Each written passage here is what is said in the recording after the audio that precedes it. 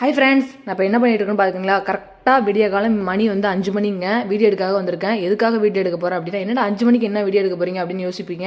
ஏன்னா அரிசி வத்தல் வந்து காலைல வெயிலுக்கு முன்னாடியே பிழிஞ்சு விட்டுறணும், அதுக்காக தான் போட்டிருக்கோம். இப்போ பார்த்தீங்கன்னா இந்த பாத்திரம் கையில் காமிக்கிறேன் பாருங்கள். அந்த பாத்திரத்தால் ஒரு பாத்திரம் பச்சரிசி எடுத்து நல்லா கழுவிட்டு 2 மணி நேரம் நல்லா ஊற வச்சு, அதுக்கப்புறம் மொட்டை மாடியில் போயிட்டு காய வச்சு நல்லா மொடை இருக்கும்போது எடுத்துகிட்டு வந்தாச்சு. அதுக்கப்புறம் பார்த்தீங்கன்னா இப்போ வந்து வத்தல் செய்ய போகிறோம். அதுக்காக வந்து அலுமினிய இட்லி பானை தான் எடுத்திருக்கேன். சில்வர் இட்லி பானை இல்லை, அலுமினியம் இட்லி பானை எடுத்திருக்கேன். அப்போ தான் நல்லா கேஸில் சூடேறி நல்லா சோறு நல்லா பொங்கும்.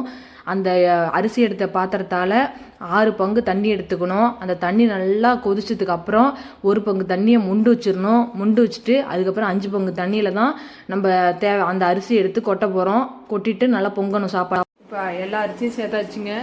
இப்போ அப்படியே மிக்ஸ் பண்ணி விட்டுக்கலாம் பாருங்கள்.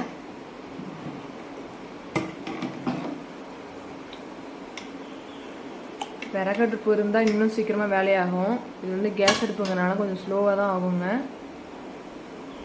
இங்கே பாருங்கள், பச்சை மிளகாய் எடுத்து வச்சுருக்கேன்.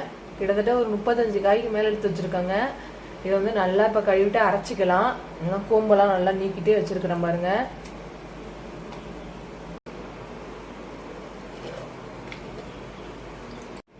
பாருங்கள், இந்த அளவு மிளகு சேர்த்துக்கணும். தண்ணி சேர்த்து நல்லா அரைச்சிட்டு வந்துடலாம். இப்போ பாருங்கள் ஃப்ரெண்ட்ஸ், நல்லா அரிசி நல்லா பொங்கி பதன்னு வருது. இப்போ எடுத்து வச்சுருந்தோம் பார்த்தீங்களா தண்ணி, அதை கொஞ்சம் சேர்த்துக்கலாம். கொஞ்சம் தண்ணி பத்தில் நல்லா குழைய வேப்பிடணும்.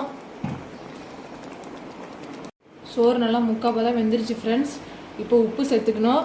2 படி அரிசிக்கு கையால் 2 புடி உப்பு போடணும். 1 படி போட்டுக்கலாம். இன்னொரு படி போட்டுட்டு அப்புறம் காட்டுறேன்.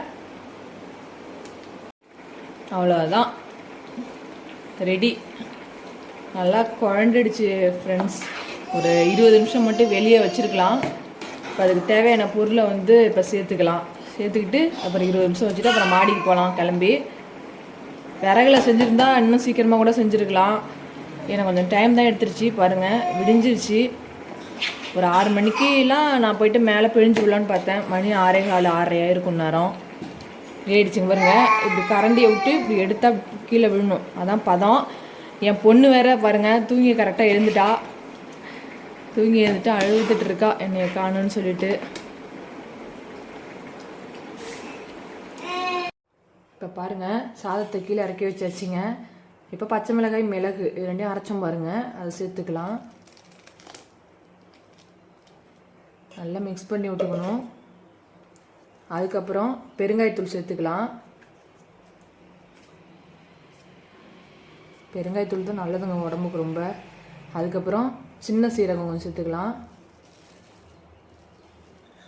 இப்போ எல்லாத்தையும் மிக்ஸ் பண்ணி விட்டுக்கலாங்க. ஃப்ரெண்ட்ஸ், கரெக்டாக மணி 7 ஃப்ரெண்ட்ஸ். இங்கே பாருங்கள், இட்லி பானையிலேருந்து கொஞ்சம் அந்த பேஷனில் எடுத்து போட்டு நல்லா ஆற வச்சேன். நல்லா கெட்டி ஆயிடுச்சு பாருங்கள். 2 கவர் எடுத்துருக்கிறேன். ஒன்று கடலை மாவு கவரு, இன்னொன்று வந்து பாமாயில் கவரு. எல்லாத்தையும் வேஸ்டியெல்லாம் போட்டு ரெடி பண்ணிட்டேன். நல்லா காட்டன் வேட்டி.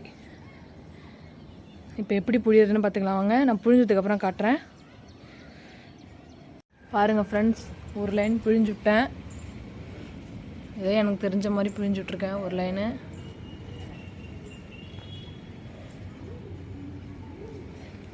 எல்லாத்தையும் பிழிஞ்சுட்டு காட்டுறேன். வீடியோ எடுக்க ஆள் இல்லை, அதனால தான் நானே எடுக்கிறதுனால தான் எனக்கு டக்குன்னு பிழியும் போது எடுக்க முடியல.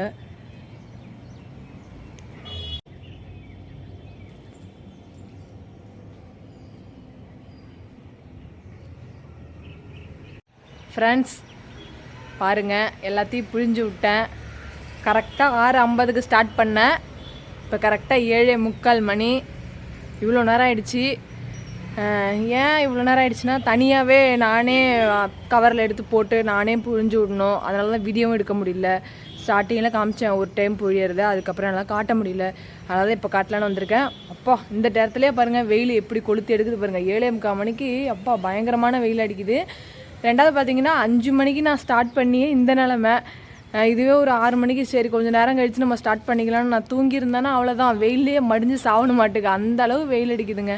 இங்கே பாருங்கள், எப்பா என்ன வெயில் அடிக்குது, பயங்கர வெயில் மொட்டை மாடியில். அப்படியே பாருங்கள், நான் புழிஞ்சுட்டு பாருங்கள். ஏதோ எனக்கு தெரிஞ்சதாக புழிஞ்சு விட்ருக்கேன். ஃபஸ்ட் டைமுங்கிறதுனால அப்படியே புழிஞ்சு விட்ருக்கேன்.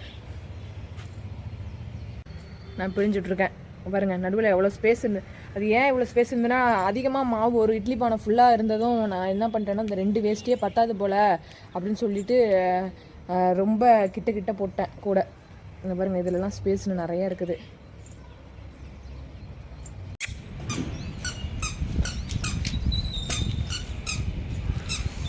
வத்தல் காலைல காய வச்சுருந்தோம், நல்லா காஞ்சி போச்சு, சூப்பராக காஞ்சி போச்சு. இப்போ எடுத்துக்கலாம், லைட்டாக தண்ணி தெளித்து எடுத்தால் தான் எடுக்கும். இப்போ எடுத்துக்கிட்டு நாளை காலையிலையும் இந்த மாதிரி காய வச்சு அடுத்த நாள் தான் பொறிக்க வைக்கும்.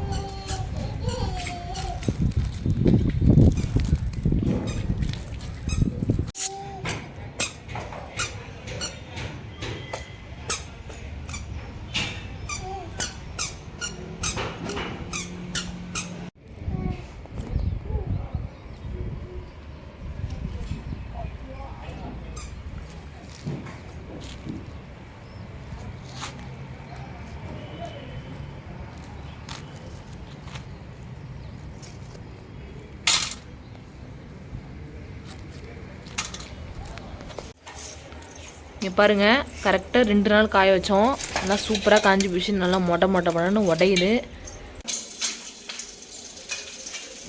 என்ன சூடு என்னமோ ஒன்றும் அவ்வளோதான். நல்லா புரியுது.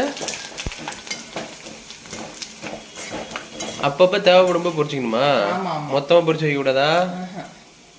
சூப்பராக வந்துருக்கு.